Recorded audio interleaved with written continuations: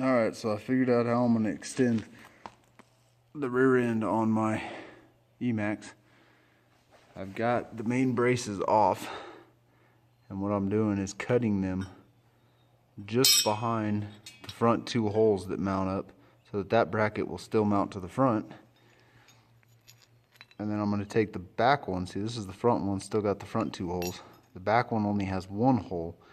And what I'm going to do is I found some C-channel, aluminum C-channel at Home Depot. I'm going to take this aluminum C-channel. I'm going to mount this inside, fits in there perfect. I'm going to mount it into the side of the C-channel. I'll cut it however long I want it to be.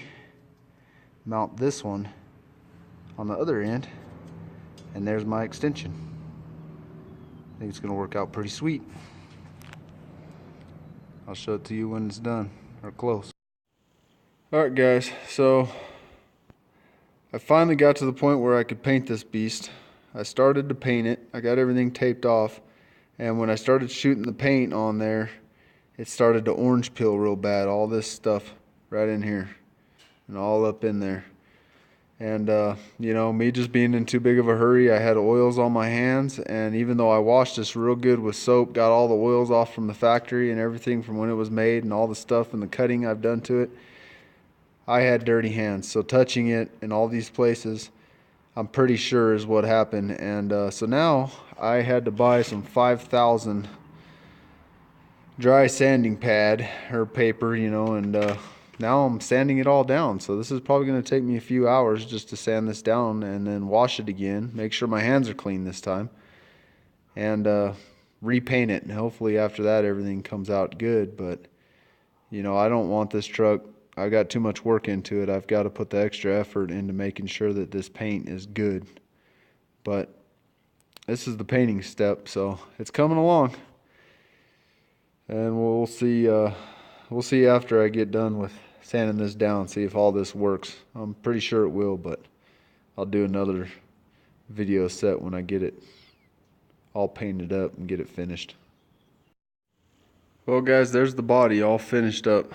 I did sand it down, prepped it real good again, made sure not to touch it with my hands, and when I sprayed it again, it just orange peeled again. So I don't really want to put the time into it again of sanding the whole thing down, because I think what initially happened is that when I sprayed the undercoat of the black for the windows and then I taped it off, the black, you know, oversprays down into here, and for some reason when this paint hit that other paint, it starts to bubble. Because this is the second time it's happened to me, and it was the same case in the other one, because everywhere I sprayed the black is where it happened.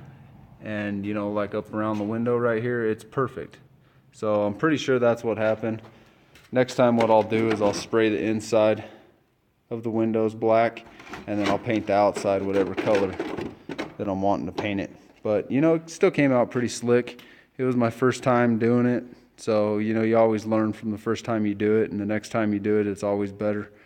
So I'll build another one. You know, I'll make these lines right here, I'll make them a little bit straighter so that the door jamb looks a lot straighter, and you know, this thing will still look sick as it can be driving around towing my rock crawlers out onto the trail. So next time I make a publication, that's what it'll be. It's almost done. I've almost got the chassis and everything put together. My drive line's in. I still got to show you guys that.